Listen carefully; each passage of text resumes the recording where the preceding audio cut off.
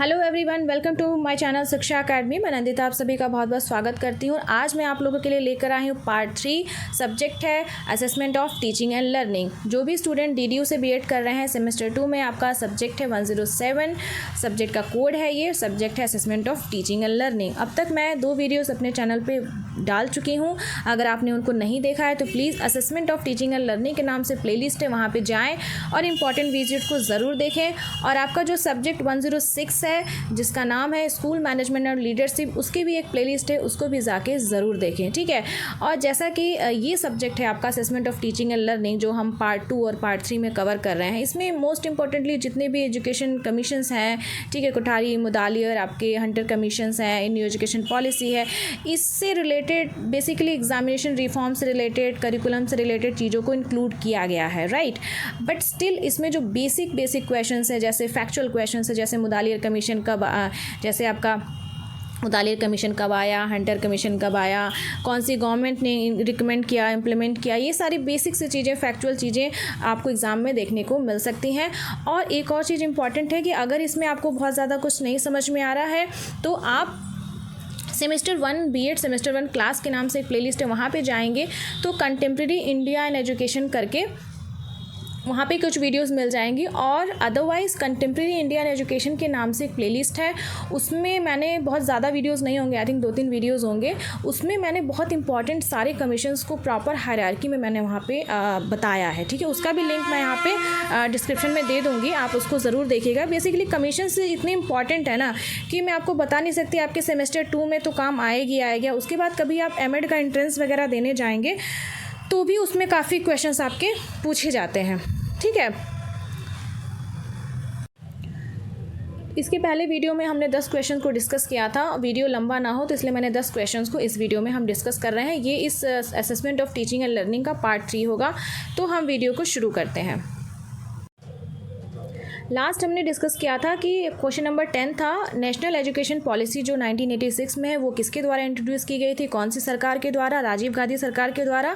उसी से आगे कंटिन्यूएशन में है, इसलिए मैंने क्वेश्चन नंबर 10 को यहाँ पे एक रिवीजन आपका करा दिया, ठीक है।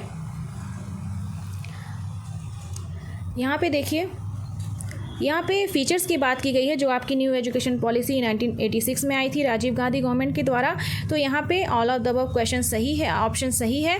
हम इंपॉर्टेंट ऑप्शंस को यहाँ पे पढ़ते हैं, ठीक है। NPE 1986 aim to achieve the aims of free and compulsory education for all by 1995। जो यहाँ पे टारगेट ईयर है ना, वो आपका इंपॉर्टेंट है कि कब तक इसको अचीव करने का प्लान इन्होंने बनाया, 1995 तक।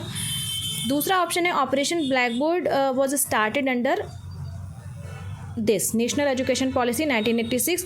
ये ऑपरेशन ब्लैक बोर्ड, ये बहुत इंपॉर्टेंट है फैक्चुअल पॉइंट ऑफ व्यू से। कहीं कहीं डायरेक्ट पूछा जाएगा कि भाई ऑपरेशन ब्लैक बोर्ड कब शुरू किया गया, ठीक है।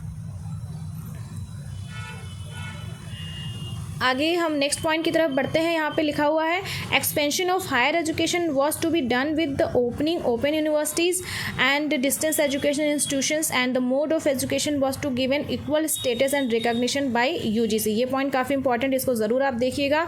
नेक्स्ट पॉइंट है improvement in the teacher education program was recommended NCTE, ठीक है। NCTE का फुल फॉर्म भी इंपॉर्टेंट है, डाइट का फुल फॉर्म इंपॉर्टेंट है, CTE का, NCTE का national council of teacher education, ठीक है। ऐसे ही बाकी आप देख लीजिएगा। Improvement in the teacher education program was recommended. NCTE was to be given constitutional status establishing diet and CTE, ठीक है। तो ये काफ़ी इंपॉर्टेंट है, अगर सब्जेक्टिव में भी क्वेश्चन आता है तो आप इसको इजीली आप लिख सकते हैं। इस वीडियो के माध्यम से आप चीज़ों को नोट डाउन भी कर सकते हैं। अगले क्वेश्चन की तरफ हम यहाँ पे आगे बढ़ते हैं। नेक्स्ट क्वेश्चन क्या है?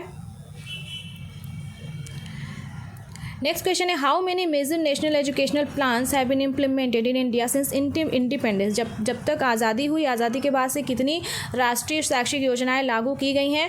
तो यहाँ पे ऑप्शन नंबर 2 सही है। 3 योजनाएं आई हैं, 1968, 1986, 2020, ठीक है। 1968 तो कोठारी कमीशन का इम्प्लीमेंटेशन हुआ इंदिरा गांधी गवर्नमेंट में, ठीक है। उसके बाद 1986 राजीव गांधी गवर्नमेंट में आया। उसके बाद 2020 न्यू एजुकेशन पॉलिसी चल रहा है, ठीक है। तो यहाँ पे कुछ इंपॉर्टेंट चीज़ें यहाँ पे लिखी गई हैं, इसको मैं एक बार आप लोग को बताती हूँ। जो आपका NEP 1968 है, ठीक है। उसके बाद NEP 1986 है, NEP 2020 20 है, ठीक है। तो यहाँ पे जो 1968 है वो किसके द्वारा आई थी, कौन सी गवर्नमेंट थी, इंदिरा गांधी गवर्नमेंट। और कौन सी कमीशन के रिकमेंडेशंस को इन्होंने इम्प्लीमेंट किया, कोठारी कमीशन, जिसका मेन फीचर था कि 10+2+3 एजुकेशन सिस्टम। 1986 आपका आया था राजीव गांधी गवर्नमेंट। अभी हमने थोड़ी देर पहले ही राजीव गांधी गवर्नमेंट में जो आई थी NEP 1986, उससे रिलेटेड इंपॉर्टेंट हम लोगों ने रिकमेंडेशंस पढ़े। जो 2020 में आई है वो मोदी जी की गवर्नमेंट में आई है। और उस कमीशन, जिस कमीशन के थ्रू आया है, उसके हेड थे के कस्तूरी रंजन, और ये एक्स इसरो के चीफ हैं। इसका मेन फीचर है आपका 5+3+3+4। और NEP 2020 का मैंने खुद नोट्स बनाया है प्रॉपर, और उसका वीडियो आपको मेरे चैनल पे मिल जाएगा, और उस वीडियो का भी लिंक मैं यहाँ डिस्क्रिप्शन में डाल दे रही हूँ। मेरे खुद के बनाए हुए नोट्स हैं, उसको प्लीज़ आप ज़रूर देखिएगा। और साथ में गूगल ड्राइव लिंक भी मैं यहाँ पे दे दूँगी, जिसमें दृष्टि एजुकेशन का फ्री PDF है, और ऑफिशियल जो न्यू एजुकेशन पॉलिसी का PDF है वो भी यहाँ पर है, तो मैं उसको भी यहाँ पर इंक्लूड कर दूँगी। देखिए, ये जो भी वीडियो अब बन रहा है ना, ये जो भी एडिशनल चीज़ें मैं बता रही हूँ, these are really very important. अगर आप आज पढ़ लेंगे, आज नोट्स बना लेंगे ना, फ्यूचर में बस आपको रिवीजन करना रहेगा। तो please do that is really needed right now. अगले क्वेश्चन की तरफ हम बढ़ते हैं। A decision is an act of choice wherein an executive forms a conclusion about what must be done in a given situation। ये एक coat है, कथन है, ठीक है, और लिखा गया है quotes are very important as per examination point of view, you can pick keywords to remember them. यहाँ पे देखिए कीवर्ड्स जो लिखा गया है, कीवर्ड का ध्यान रखना बहुत ज़रूरी है, उससे आप कोट को इजीली आप याद कर सकते हैं। A decision is an act of choice where in an executive form a conclusion about what must be done in a given situation. तो ये कोट किसके द्वारा दिया गया है, मैकफार्लैंड के द्वारा। नेक्स्ट क्वेश्चन की तरफ बढ़ते हैं। What are the characteristic of decision making, ठीक है, आप डिसीजन मेकिंग के क्या क्या कैरेक्टरिस्टिक है, तो यहाँ सारे ऑप्शन सही हैं। पहला ऑप्शन क्या है जो सही है, it is the process of selecting the best from among alternative available, ठीक है। जब भी आप किसी चीज़ से रिलेटेड आप डिसीजन लेते हैं, तो उसके बाद जैसे मान लीजिए अगर बहुत एक छोटा एग्जांपल लिया जाए कि मोस्टली क्वेश्चंस आ रहे थे कि भाई सेकेंड सेमेस्टर चल रहा है चाहे फर्स्ट सेमेस्टर चल रहा है, तो आप कौन सी बुक पढ़ें, तो आपको डिसीजन लेना है, इन्फॉर्म डिसीजन लेना है। बहुत सारी बुक्स अवेलेबल हैं, किसी को अग्रवाल की राइटिंग स्टाइल अच्छी लगती है, किसी को आरलर की अच्छी लगती है, तो वहाँ पे भी आप इन्फॉर्म डिसीजन करते हैं कि भाई ये बुक अच्छी है, ये मुझे समझ में आती, ये हम बुक लेंगे। या किसी कंपटीशन की भी आप तैयारी करते हैं, तो आप जो भी अल्टरनेटिव अवेलेबल है, जो भी विकल्प अवेलेबल है, उसमें से आप बेस्ट चूज़ करते हैं अपने हिसाब से, ठीक है। Decision making is based on the rational thinking, ठीक है, इर्रेशनल नहीं होता है, बिल्कुल तर्क संगत होता है, बिल्कुल लॉजिकल होता है। ऐसा नहीं है कि बस ऐसे ही डिसीजन आप ले सकते हैं। तो रैशनल थिंकिंग इज़ इम्पॉर्टेंट, तर्क संगत सोच is important. It involves evaluation of various alternative available, ठीक है। यहाँ पे हमेशा जब भी डिसीजन मेकिंग की बात करते हैं तो वेरियस अल्टरनेटिव वहाँ पे होगा ही होगा। ऐसा नहीं होगा कि एक आपके पास ऑप्शन आया, आपने उसको देखकर डिसीजन ले लिया, ठीक है। जितने भी अल्टरनेटिव हैं, जितने भी ऑप्शन हैं, आप सबको एक्सप्लोर करिए, उसको देखते हुए आप बेस्ट डिसीजन लीजिए। तो यहाँ पर आपका option number 4 is correct. Next question की तरफ बढ़ते हैं। स्वॉट एनालिसिस काफ़ी इंपॉर्टेंट है। स्वॉट analysis is a very effective method in decision making. What is the full form of that? तो strength, S for strength, W for weaknesses, O for opportunity, T for threat, ठीक है, ये इसका है। और even in making personal decision स्वॉट analysis is super effective, ठीक है। तो इंडीड इट इज़ इफेक्टिव। हमने MBA में भी पढ़ा है स्वॉट एनालिसिस। तो बेसिकली ये है कि जब भी आप कुछ भी करने वाले हैं, फॉर एग्जांपल अभी आप लोग जो भी ये वीडियो देख रहे हैं अभी या बाद में, आपके सामने आगे B.Ed सेकेंड सेमेस्टर में है, आपके सामने आगे क्या आने वाला है, सीटेट यूपीटेट आने वाला है। तो सीटेट यूपीटेट से रिलेटेड आप अपनी स्वॉट एनालिसिस कर सकते हैं, बट उसके लिए पहले आपको सिलेबस वगैरह देखना पड़ेगा। जब भी आप सीटेट यूपीटेट का सिलेबस वगैरह देखें तो आप उसमें भी अपनी स्वॉट एनालिसिस कर सकते हैं कि भाई इसमें CDP आ रही है, हमने थोड़ी CDP सेमेस्टर 1 में पढ़ी है, तो ये तो हम कर लेंगे, ये हमें अच्छा लग रहा है, हमें मज़ेदार लगता है, बहुत अच्छे से समझ में आता है। वीकनेसेस क्या है कि जैसे आपको अभी फिगर ऑफ स्पीच इंग्लिश में पढ़ना है, ये मुझे नहीं आता है, इसको हम करेंगे। अपॉर्चुनिटी आप देखते हैं, अपॉर्चुनिटी में यहाँ पे ये आ जाएगा कि सेकेंड सेमेस्टर का जैसे ही रिजल्ट आता है, पास होते हैं, सीटेट का नोटिफिकेशन आता है, दैट इज़ अपॉर्चुनिटी। वहाँ पर आपके अपॉर्चुनिटी मिल गई कि आप फॉर्म भर सकते हैं, तो आपने जो कुछ भी पढ़ा है उसका आप वहाँ पर यूज़ कर सकते हैं। थ्रेड्स बहुत सारे हैं, वैकेंसीज़ का वेट करना, ये है चीज़ें, ठीक है। थ्रेड पे अभी जो भी थ्रेड क्या है, जो चीज़ें आपको नहीं आ रही है, जो भी वीकनेसेस है, उस पर आप काम कर सकते हैं, ठीक है। इस तरह की चीज़ें यहाँ पे आएंगी, बहुत डिटेल में आप बुक से पढ़ सकते हैं।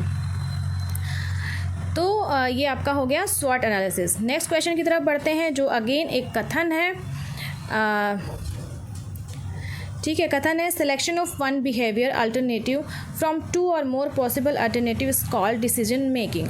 तो देखिए यहाँ पे डिसीजन मेकिंग का यहाँ कथन है। डिसीजन मेकिंग से रिलेटेड कोई क्वेश्चन आपका सब्जेक्टिव आता है तो you can use this quote very beautifully in either in introduction और इन कंक्लूज़न। बहुत ब्यूटीफुली यूज़ कर सकते हैं, बहुत आसान भी कोट है कि भाई 2 या 2 से अधिक संभावित विकल्पों में से एक व्यवहार विकल्प के चयन को निर्णय लेना क्या कहा जाता है, ठीक है।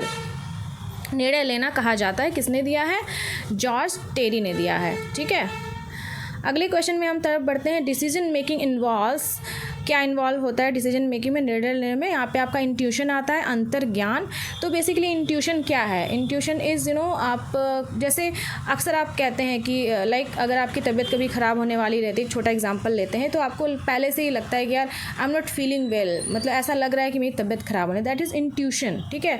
कि आपको मतलब पहले से ही लगता है कि आप मतलब कुछ होने वाला है, ऐसा कुछ ठीक नहीं लग रहा है, या इनफैक्ट कहीं आप कुछ डिसीजन मेकिंग आप लेना जाते हैं तो वहाँ पे भी आप मतलब विदाउट एनी रीज़न आपको ऐसा लगता है, बहुत उस पर आप रीजनिंग नहीं करते, still you just feel from inside कि दिस इज़ नॉट राइट, मुझे कुछ और वर्कआउट करना चाहिए, मुझे और कुछ और अल्टरनेटिव को एक्सप्लोर करना चाहिए, ठीक है। ओके, सेकेंड पॉइंट यहाँ पे एक्सपीरियंस दिया हुआ है कि डेफिनेटली एक्सपीरियंस का भी आपके डिसीजन मेकिंग पे बहुत प्रभाव होता है, ठीक है। और थर्ड है आपका फैक्ट्स, ठीक है। तो यहाँ पे all of the above options यहाँ पे करेक्ट है। नेक्स्ट क्वेश्चन की तरफ हम आगे बढ़ते हैं, which one of the following is a method of decision making, कौन सा डिसीजन मेकिंग का मेथड है? तो यहाँ पे सारे ऑप्शन सही हैं, कंसल्टेशन, वोटिंग, ब्रेन स्टॉर्मिंग, ठीक है। ब्रेन स्टॉर्मिंग बेसिकली जैसे चिंतन है, आप जैसे करते हैं, यूजुअली ब्रेन स्टॉर्मिंग को मतलब बोला जाता है कि ग्रुप एक्टिविटी है, बट मतलब इन माय व्यू ऐसा नहीं है। ब्रेन स्टॉर्मिंग आप खुद भी कर सकते हैं, एक विचार अपने अंदर बिल्कुल गहन चिंतन जिसको बोलते हैं हिंदी में, कि आप बहुत गहन चिंतन कर सकते हैं। जैसे कि आपको कोई डिसीजन लेना है तो आप ब्रेन स्टॉर्मिंग का यूज़ कर सकते हैं। उसमें क्या करते हैं कि कोई डिसीजन लेना है, आप उसकी स्वॉट एनालिसिस करके, ठीक है, तो आप उसकी मतलब बिल्कुल चिंतन करके कि हाँ भाई इसके पॉजिटिव इम्पैक्ट क्या होंगे, इसके निगेटिव इम्पैक्ट क्या होंगे, तो ये सब आपका ब्रेन स्टॉर्मिंग में आ जाएगा। नेक्स्ट क्वेश्चन की तरफ हम बढ़ते हैं, नेचर ऑफ एजुकेशनल प्लानिंग आपके है सब्जेक्ट में, काफ़ी इंपॉर्टेंट है, इसको ज़रूर पढ़िएगा। यहाँ पे all of the above option सही है। नेचर ऑफ एजुकेशनल प्लानिंग क्या है? एजुकेशनल प्लानिंग इज़ फोरकास्टिंग, ठीक है, इंटरप्रिटेटिंग एंड डिसीजन मेकिंग, ये आपके तीनों आपके एजुकेशनल प्लानिंग के नेचर में आपके आ जाएंगे। जो आज का लास्ट क्वेश्चन है उसको हम लेते हैं, what are the objective of educational supervision, ठीक है। एजुकेशनल प्लानिंग और एजुकेशनल सुपरविजन इंपॉर्टेंट है, आप इसको ज़रूर एक बार देख लीजिएगा, दोनों में डिफरेंस क्या है, ठीक है। देखिए आपको कॉन्सेप्ट समझना बहुत ज़रूरी है। आप कॉन्सेप्ट एक बार समझ लेते हैं ना तो आप अपनी भाषा में आराम से आप लिख सकते हैं, ठीक है। जैसे एजुकेशनल प्लानिंग और अगर एजुकेशनल सुपरविजन में डिफरेंस आता है तो आप चार्ट एक बना के इधर एजुकेशनल प्लानिंग के बारे में लिखिए, इधर एजुकेशनल सुपरविजन के बारे में लिखिए। तो खैर अभी आप उसको पढ़िएगा बुक में। यहाँ पे हम इंपॉर्टेंट ऑब्जेक्टिव को देख लेते हैं। यहाँ पे all of the above option सही है। ऑप्शंस को हम पढ़ते हैं, to improve the teaching skills of teachers, ठीक है। आई विश की बैकग्राउंड वॉइस ना होती। खैर, what are the objective of educational supervision, यहाँ पे क्या है कि देखिए जो आपके टीचिंग स्किल्स है टीचर्स की, उसको इम्प्रूव करने में एजुकेशनल सुपरविजन हेल्प करता है, शैक्षिक पर्यवेक्षण हेल्प करता है। To improve the learning environment in school, इसमें भी हेल्प करता है। To diagnose the problem faced in the process of teaching learning, ठीक है। तो एजुकेशनल सुपरविजन इंपॉर्टेंट है, इससे ये तीनों जो चीज़ें हैं ये इम्प्रूव करने में हेल्प मिलती है, ठीक है। तो आज इस वीडियो में हमने डिस्कस किए इंपॉर्टेंट 10 क्वेश्चंस यूनिट, ये पार्ट 3 है इस वीडियो का, इस सब्जेक्ट का पार्ट 3 है। ऐसे ही इंपॉर्टेंट पार्ट्स आपको आगे वीडियोस में देखने को मिलेंगे। अगर वीडियो अच्छा लगता हो तो प्लीज़ इसे लाइक, सब्सक्राइब और शेयर ज़रूर करिए, and don't forget to press the bell icon, क्योंकि बेल आइकन नहीं प्रेस करेंगे तो आगे आने वाली इंपॉर्टेंट वीडियोज़ की नोटिफिकेशन आपको नहीं मिलेगी। और वीडियो अच्छा लगा हो तो please post genuine comment in comment box, and important चीज़ों के लिए आप आप इस वीडियो का डिस्क्रिप्शन ज़रूर देखें, वहाँ मैं इंपॉर्टेंट सारे लिंक्स आपके लिए ऐड कर दूँगी। मिलते हैं फिर नेक्स्ट वीडियो में। Thank you for watching.